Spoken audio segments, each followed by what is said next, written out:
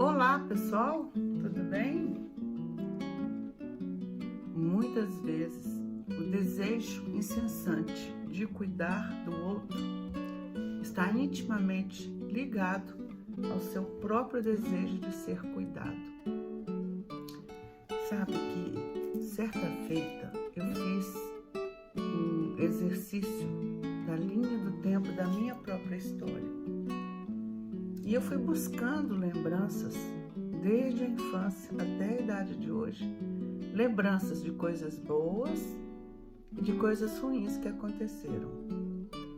E o que eu percebi no fim disso não é uma tarefa fácil, porque você exige confronto. O confronto nem sempre é fácil, mas é completa e profundamente libertador. Então, quando eu fiz essa linha do tempo, aconteceu o seguinte: na parte, eu fiz uma linha, né? Coloquei 0, que era 0 idade, até a minha idade hoje. E fui colocando, os positivos eu colocava em cima, os negativos eu colocava embaixo. Só que eu dava uma nota para o positivo e uma nota para o negativo, de 1 a 10. Porque tem positivo que é 10, tem positivo que é 8, tem positivo que é 6, mas é positivo. E negativo é a mesma coisa. E foi muito curioso que quando eu terminei, dentre tantas coisas que eu descobri, que eu fui puxando pela minha memória, fatos tristes, fatos felizes, e foi vindo assim aos borbotões, porque está tudo registrado. E dentre esses fatos bons e fatos ruins, eu percebi o seguinte: aonde tinha mais dor, olha que curioso, os registros, né, que tinham mais dor era exatamente o que pautaram e pautam a minha vida até hoje, no sentido do que eu faço. O meu fazer tem a ver com quem eu sou, está relacionado à minha identidade, à minha base, não é isso?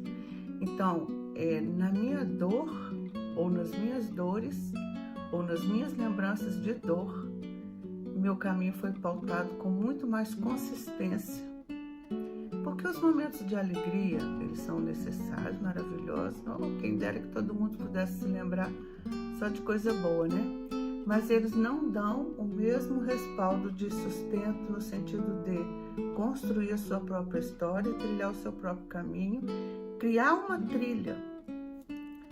Então, essa coisa que eu tenho sobre cuidar do outro tem muito a ver com cuidados que eu não tive, que não tiveram comigo. E muito interessante é que aonde existia mais dor é onde eu sou mais fortalecida hoje. Entendendo, gente? Então, quando a gente quer cuidar do outro, talvez porque a gente ainda queira ser cuidado, ou talvez porque a gente quer evitar que o outro passe pelas coisas que a gente passou. Porque todo mundo passa, não tem. A minha história não é a pior do mundo, nem a mais triste. A sua também não, todo mundo tem. E a gente sempre vai enxergar quem teve dias melhores, quem teve dias piores. E o que eu percebo é que quem teve dias piores é mais bem sedimentado em sua própria identidade. Vou dar um exemplo aqui. Imagina que uma família tem 2 filhos. Com um filho, ela é mais condescendente, deixa tudo, permite mais, abre mão, protege. E com outro filho, eles são mais duros, mais exigentes, mais, deixa um pouco mais de lado, não como o outro, né? Não faz o que faz com o outro, que dá toda a atenção.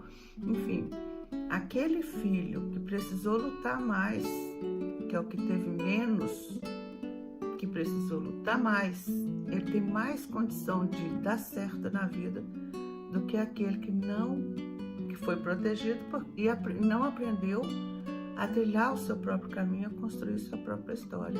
Muito louco, né?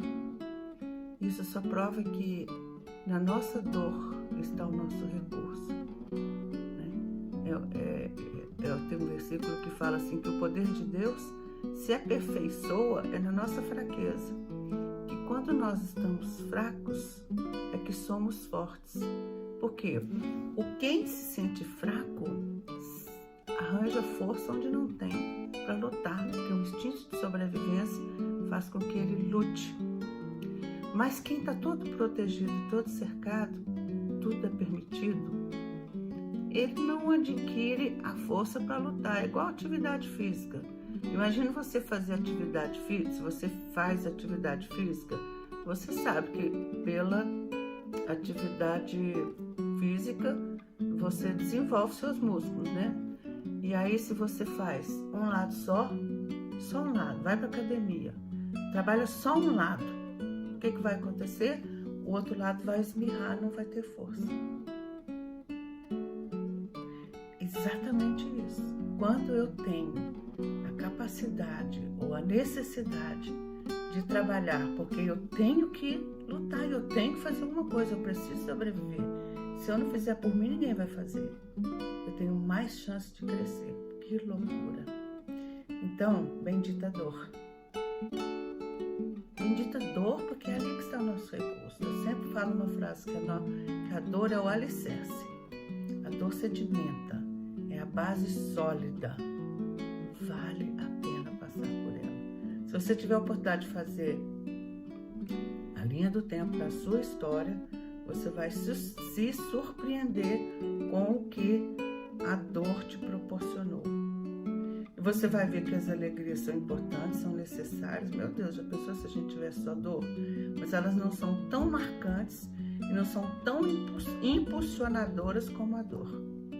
Acredite, faça esse exercício. Linha do tempo da sua história. Na parte de cima, os bons momentos, com nota de 1 a 10. Na parte de baixo de uma linha que você vai criar, você coloca os momentos mais difíceis. Você vai ver que é seu recurso, sua força, a sua coragem de enfrentar o mundo, seu instinto de sobrevivência. Você busca essa força muito mais na dor. Acredite. Então a dor se faz necessária, porque é na nossa dor que o poder de Deus se aperfeiçoa. Eu digo, um pai socorre um filho que precisa. Deus socorre a todos, mas o que mais precisa é o que mais tem a atenção dele. Não é isso? Então, na nossa dor está a nossa força.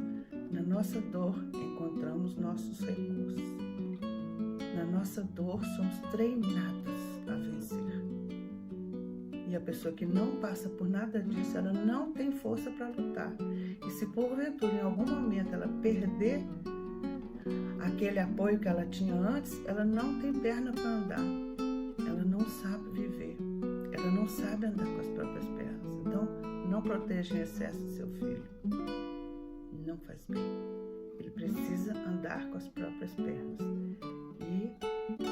E expandir. Seu filho tem que ir e não ficar. Tá certo? Fica a dica aí. Curte e compartilha nosso canal. Até o próximo vídeo, ok? Um beijo.